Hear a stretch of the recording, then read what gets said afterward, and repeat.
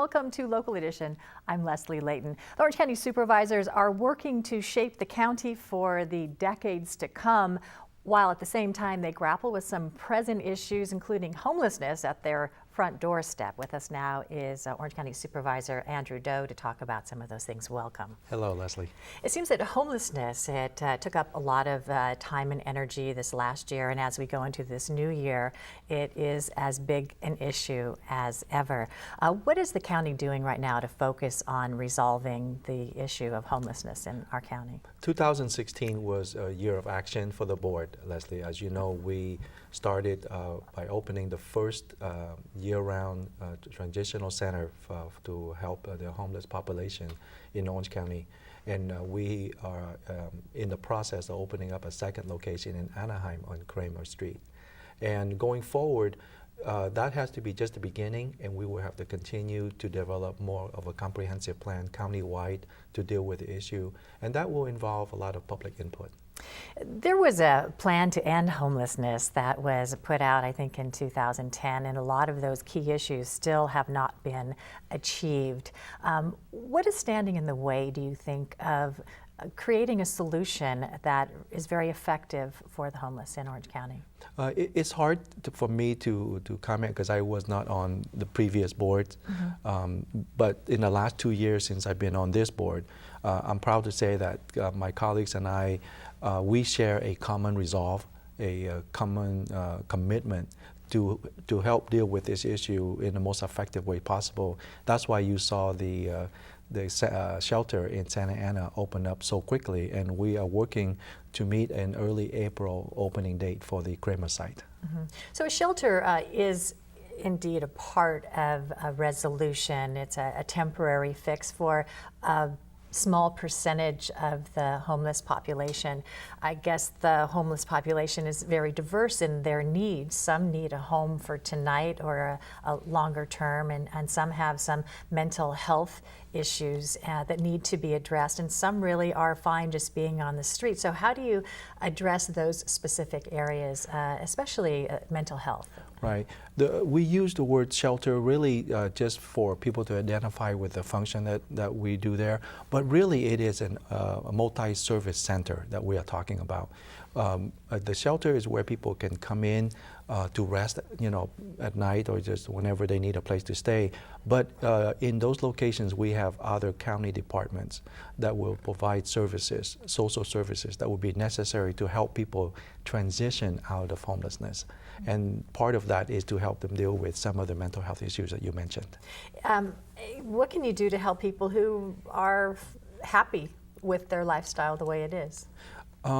There's only so much we can do, but by reaching out to them on a regular basis, having county staff there, and encouraging them through positive motivation and enticement for them to progress through our different programs so that they can become more self-sufficient in the future. That's the kind of the plan that we have in place.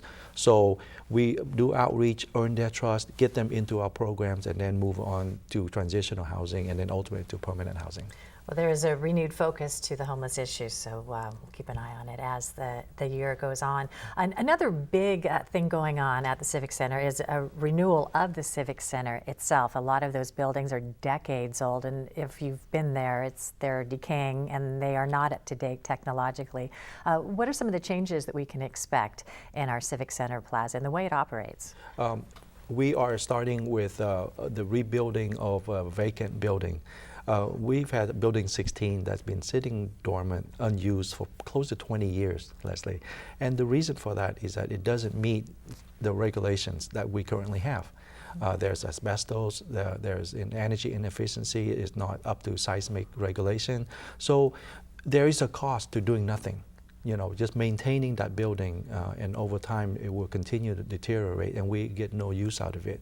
So instead of just rebuilding a building to replace that, the board's approach, and I started with Supervisor Nelson, is to start to relook at the way that we use our facility. Can we make the footprint in the space that we have in the Civic Center more efficient by making more use of it, and then re-examining the number of offices we have and the space that we allocate to each employee. I think every business is realizing that it's not what it used to be. A lot of people are working from home. Technology certainly has played a huge role in how businesses operate. How is this affecting the planning for the future new Civic Center redevelopment? Great question.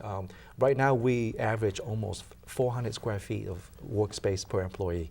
Well, you know, back in the days when we all have big boxes of files and paperwork, like you said, those days are gone. So now we're moving in a direction closer to the private sector, which is we're still at about 240, but eventually the flexibility in our design will allow us to get down to possibly around 160 square feet per employee. So that efficiency itself will save us not in terms of office space, but also air, heating, you know, the utilities and computer access and all of that. It sounds like that brings on different kinds of challenges. It's really difficult to find a really good IT guy to set up your computer. So how do you find the right resources, or have you begun the journey to find the people who are going to find the solutions that will make the county run more efficiently? I think IT, because of the quick evolution of that industry, we are always kind of seems like we're chasing after the next project. So we have someone in place that can kind of keep the lights on and keep things going now. But again, we are looking for another vendor, you know, to always upgrade our ability to be more efficient and really maximize the workforce that we have. You have talked some about inviting the public to give their input onto the areas the county needs to pay attention to as we move into the future, changes that need to be made for the next 10, 20, 30 years. Tell us about what people can do to voice their opinion. Absolutely, Leslie. I am a big proponent in getting public input, because I think some of the distrust in the public arena is because people are not familiar with what we do. And so whether it be through our Ethics Commission or through Office of Independent Review, through our mental health delivery care system, we have always sought public input over the last 2 years, and we will continue to do so, because I believe that's how you can win the public over when people know of the need that we have and the limitations within which we have to work, whether it be fiscal or other regulatory limitations that we have to work within.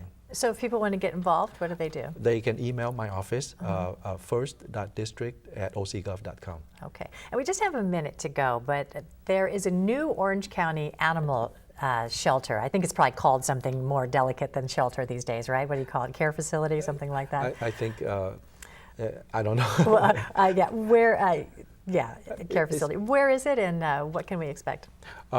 It will be in Tustin, and the facility is designed so that it can grow in the future and adjust to the need that we have. The current facility that we have, the animal shelter, is 60, 70 years old. So it hasn't caught up with, you know, the new way that we approach animal care.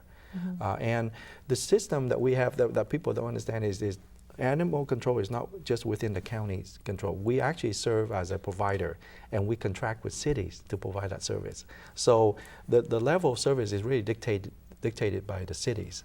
And so the facility will be at the old Tustin base? That's right. And it's going to have better facilities and more access to it. And also more humane way, you know, for the pets to be maintained, to be taken care of, and exercise, to ability to go outside and get the proper daily exercise. All right. Supervisor Andrew Doe, thank you for being with us today to talk about these important things. Glad you could join us too.